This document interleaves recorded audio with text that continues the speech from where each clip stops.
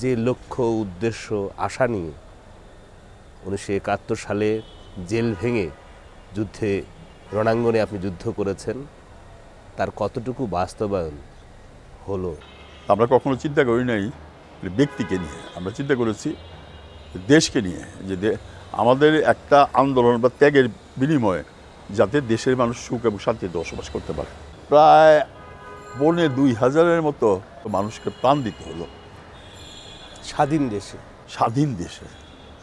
কি আন্দোলন? বৈষম্য বিরোধী আন্দোলন। মুক্তিযোদ্ধারা সম্মান পাক, কিন্তু মুক্তিযোদ্ধার ছেলেরা তো যুদ্ধ করে নাই, তারা তো সাধারণ নাগরিকদের কাতারেই পড়ে। তারা সেই কোটাটা কেন পাবে? আমরা কেন আমাদের সাধারণ সন্তান, তাদের জন্য তো আমরা আন্দোলন করেছি, প্রাণ দিয়েছি। নতুন প্রজন্মের জন্য আপনার কি আহ্বান এই বিজয়ের মাসে জাতির শ্রেষ্ঠ সন্তান হিসেবে?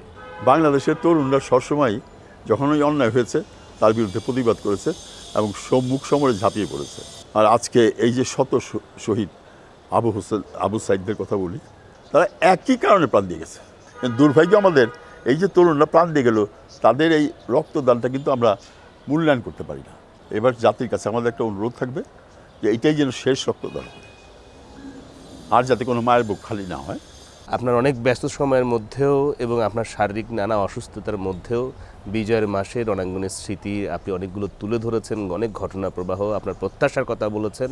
আপনার সুস্থতা, আপনার দীর্ঘায়ু কামনা করে রণাঙ্গনের স্মৃতি অনুষ্ঠানে আজ এ পর্যন্তই।